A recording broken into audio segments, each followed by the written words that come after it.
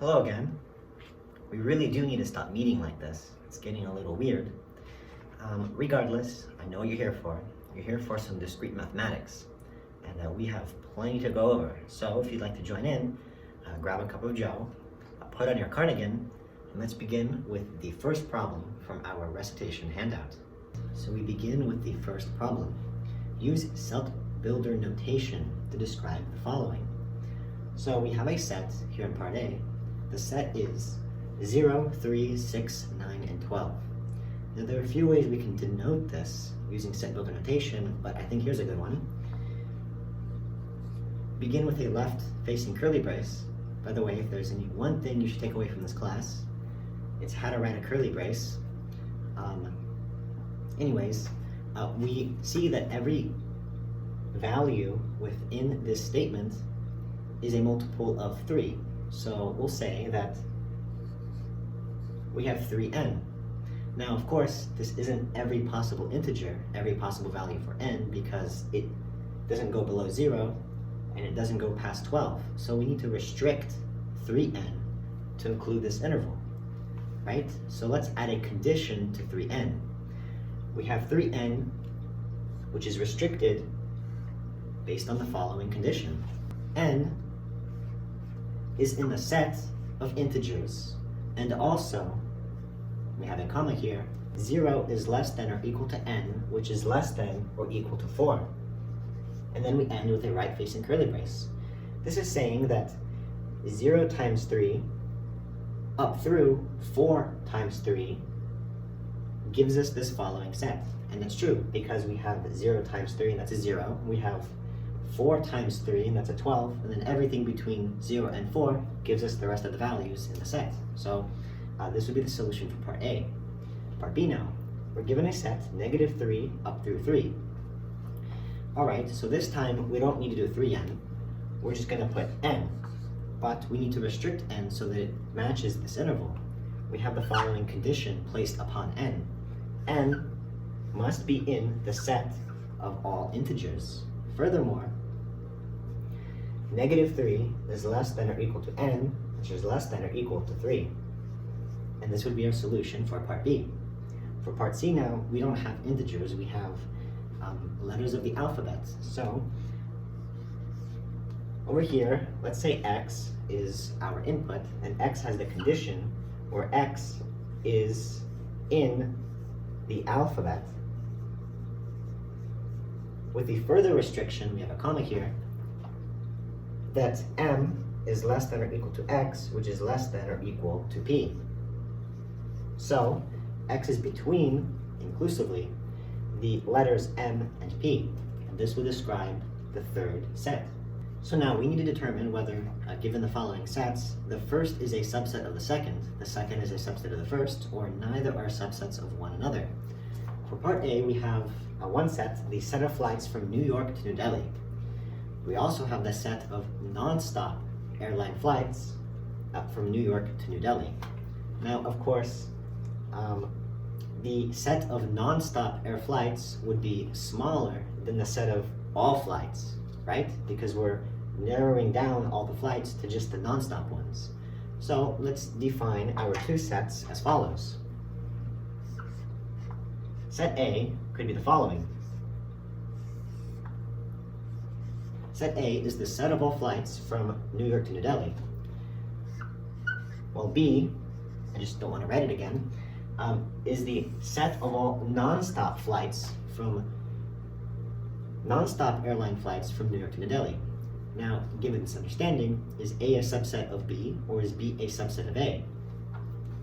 Well, now, of course, B would be a subset of A, because B is smaller than or equal to A, right? It has that added possibility that it could be equal, because we don't know if all the flights are also all the non-stop flights. We're not told. So that's why B is a subset of A.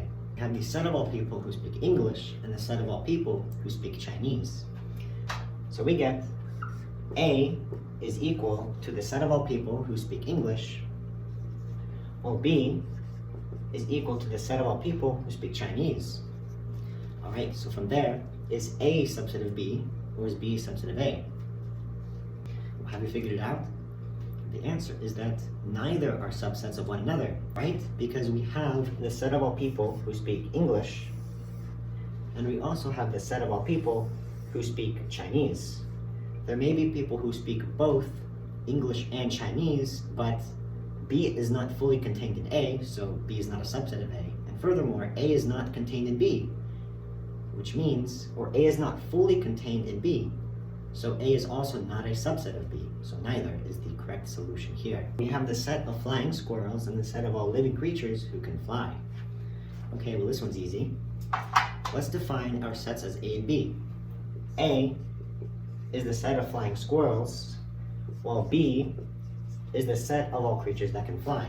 Now clearly, the set of all flying squirrels is a smaller set that is fully contained in the set of creatures that can fly. So, because this is B, and A is fully contained within B, we will say that A is a subset of B. For this next problem, we determine whether 2 is an element of the given sets. So for part A, we have that x is a real number, so that's like an integer or a decimal point number, so it could be like 2.5 or 2. Well, x is also an integer greater than 1, and that includes 2. So because 2 falls into both of these conditions, we would say yes, 2 is contained within the first set. Right, for part B, we have x again is a real number, but we have the added condition that x is the square of an int, or of an integer. That is to say, if we take the power, 2 to the power of some integer, do we get 2? Well, no, because the square root of 2 is equal to 1.41, which is not an integer. Therefore, 2 is not contained within this set. Next, we have the set that contains 2 and that contains the set that contains 2.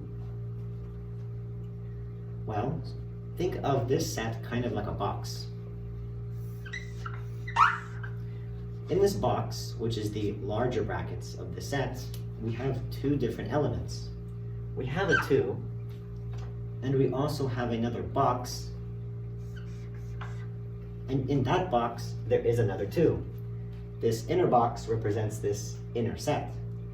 Now, from the scope of the outside of the box, the larger box only sees the immediate scope within it. So, this larger box cannot look into the inner box, but it can look at this 2. And because it sees this 2, we would say that 2, yes, is an element of this set.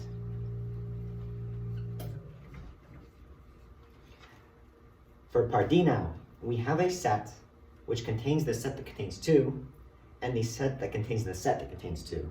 So now, to represent D, we would draw a few more boxes. We have a larger box that contains a box that contains 2. We have a larger box that contains a box that contains a box that contains 2. But this larger box does not contain 2 by itself. Now this larger box cannot look into these smaller boxes, so we say no. Part D does not have the element 2, because we don't see the 2 anywhere. The 2 is in further iterations of boxes, and these outer brackets cannot see that. So no, part D does not contain the element 2. Okay, part E now. We have the set that contains 2, and the set that contains 2, comma, the set that contains 2. So that would look something like this. We have a box that contains 2, then we have another box that contains 2, and another box next to it that contains a 2.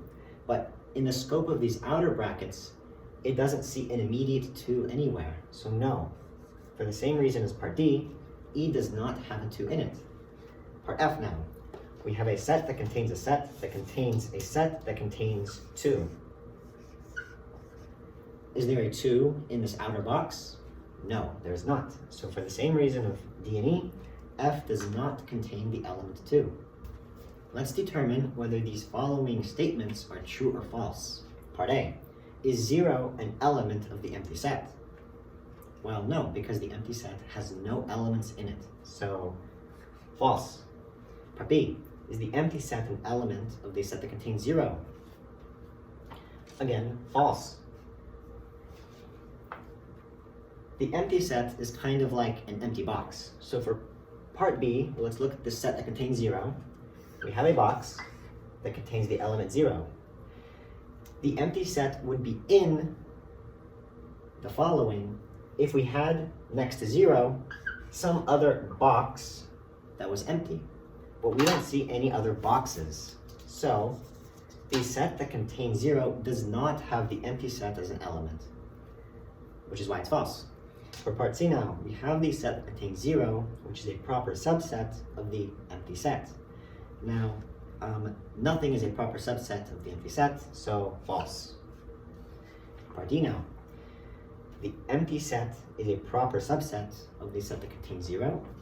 Now this is different than the in relationship. Here we're saying that recognizing the empty set as another set rather than as a element within a set. So let's write this out. We have a box that contains 0. Now, clearly, if we simply remove the 0, then this gives us the empty set. It's just a box that's empty. And this would make it a subset of the set that contains 0, right? So that's why part D would be true. Next, part E. We have the set that contains 0 as an element of the set that contains 0. Well, that's false. If this was a subset symbol, then it would be true. But we're asked, is the set that contains 0 an element within the brackets of the set that contains 0? And the answer is no. Part F. The set that contains 0, is it a proper subset of the set that contains 0? Well, no, because they are equal. If there was an underline underneath this proper subset, it would become a regular subset and they could be equal. But because it's a proper subset, what we're saying is that the left-hand side of the proper subset must be smaller in some way. It must lack at least one element that the set on the right contains. And because they're both equal, this proper subset fails, and the answer is F. Finally, is the set that contains the empty set a subset of the set that contains the empty set? Well, for the same reason we have an F, we would say that this answer is actually true. Because these sets are equal, they contain the same elements, this makes one a subset of the other. So it passes and the answer is true. Okay, again, I don't really want to write this one, so it's going to appear right here. Okay, so from here, let's read it together. Suppose A is the set of sophomores at your school and B is the set of students in discrete math at your school. Express the following in sets in terms of A and B. So part A, it reads, the set of sophomores taking discrete math in your school. Well, this is just the intersection of A and B, right? So we would write A, I'll use black, A intersection B. So this would represent the students that are both sophomores and taking discrete math at your school. So for part B now, the set of sophomores at your school who are not taking discrete math. Well, this is just A intersection not B, right? People who are taking, or people who are sophomores and who are not taking discrete math. Part C now, the set of sophomores at your school who either are sophomores or are taking discrete mathematics. Well, just one or the other. It's kind of like the or operator, but we use the union for sets. So that's A, union, kind of like a U, so that's why it's a union. A union B, and this would represent the set. Finally, part D, the set of sophomores at your school who either are not sophomores or are not taking discrete mathematics. Okay, so that's just the negation of A, union the negation of B, right? People who are not sophomores or are not taking discrete mathematics. We can further simplify this. Let's take the negation and put it on top. So we're saying not A or not B. But we can go a little further. We can use De Morgan's law to say that this statement is actually equivalent to the following. A and B, not. So so when we negate the union, it becomes an intersection, kind of like when you negate an OR operator, it becomes an AND operator. So by De Morgan's, these two are equivalent, and either would be the correct solution. Now, what exactly does it mean for X to be in a set? Well, we can remember that a subset is really just an implication, right? So if we're saying that X is in the set A, which is a subset of B, what we're saying is this. We're saying that A, which is this set here, contains some variable X. Maybe X is right here in the corner. And because A is a subset of B, B completely encompasses A. Furthermore, no matter where X is in the subset of A, this means that X is technically also in the subset of B, right? So, in saying this, we're saying that X in A implies that X is in B. So, this subset is really an implication. So, when we're asked to prove that A is equal to B, for example, what it's really saying is prove that A is a subset of B and B is a subset of A. And what this means is that if X is in A, this implies X is in B, and also that X in B implies X is in A. So it's a by condition. All right, so hopefully that makes a little bit of sense. So we need to show that this set is equal to this other set. So we'll begin with showing that the first statement is a subset of the second. So to do this, we begin by rewriting the first statement. From here, let's throw in the variable X. Let's say that X is an A union B intersection C. To do this, we simply say that X is in the following set. Then we're going to convert all of the unions and the intersections into OR and AND operators. We get the following. We have X is in A or X is in B intersection C. This is by the definition of the union of sets. We're also going to convert this intersection into an AND operator, and we're going to say that X is in B and X is also in C. We can convert this even further.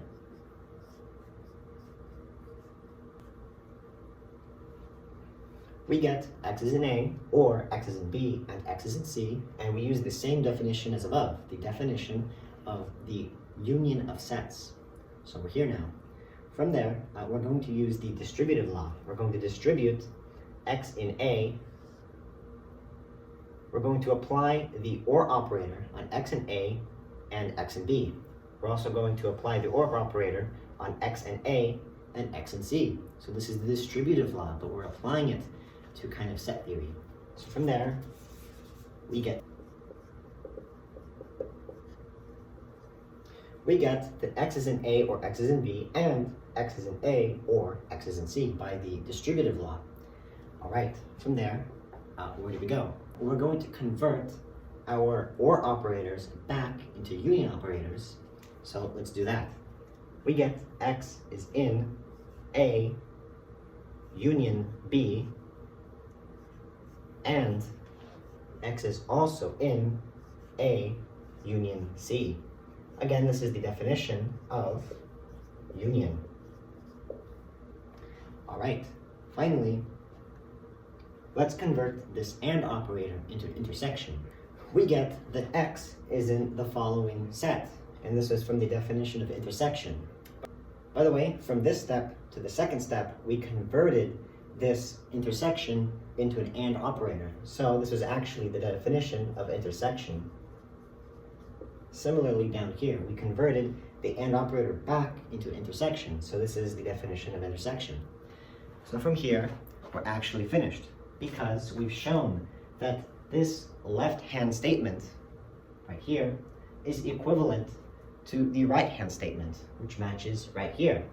So because we've shown a series of steps and laws going from the original statement the original set, down to what we're trying to show it is equivalent to, that means that A union B intersection C is a subset of A union B intersection A union C. But that's only half of the problem. All right, we need to prove the converse now. We need to prove that the right-hand statement is a subset of the left-hand statement. And how do we do that? We begin with the right-hand statement. We say X is in the given set. Let's use a very similar set of laws going backwards to prove the converse. Well, let's convert these unions and intersections into ors and ands. And let's just do this all in one step. All right, we get the following. We have the X is in A or X is in B and X is in A or X is in C. All we did was we took this X and said that X is in all of the following sets, A and B and C, and we converted the union and intersection set operators into or and operators, by using the definition of union and intersection. All right, so from there we're going to use the distributive law backwards, right? So we're going to take the X in A and undistribute it out, kind of like a reverse of the distributive law. We get that X is in A, or X is in B, and X is in C. This is the distributive law. And if we want to be a little more specific, the distributive law of sets, but really just the same thing. It's the distributive law. From there, well, where do we go? Let's convert the ors and ands back into unions and intersections. Now we have the X's in the following set. Now this set right here matches what we've been trying to prove. We were trying to show that this set here, A union B intersection A union C, is a subset of this set, A union B intersection C, right? So that would show the converse, and clearly it is. So we can show a conclusion here. So from the previous part of this problem, in the first implication, we showed that A union B intersection C was a subset of A union B intersection A union C. Right? This comes from the first part of this problem, the right-facing implication. And for the converse, the left-facing implication, we have proven that A union B intersection A union C is a subset of A union B intersection C. Because we've shown that the implication goes both ways, both are subsets of one another, this proves that A union B intersection C is equal to the set A union B intersection A union C. All right, we're finished. Move on to the last problem. What can we infer about the following sets? We have A union B is equal to A. Well, A union B, if that's just equal to A, then that means A fully encompasses B, right? So in other words, B is here, and A fully encompasses it. That means that B is a subset of A. All right, now we have A intersection B is equal to A. If their intersection is simply A, then A is a subset of B, because their intersection just represents A as a whole. Okay, so then A is a subset of B would be our solution. Part C now. A set minus B is equal to A. Well, what this means is that no elements of A and B are shared, right? Because if we're subtracting B from A and then we're just getting A as a result, that means there's no overlap. So A and B are fully separate.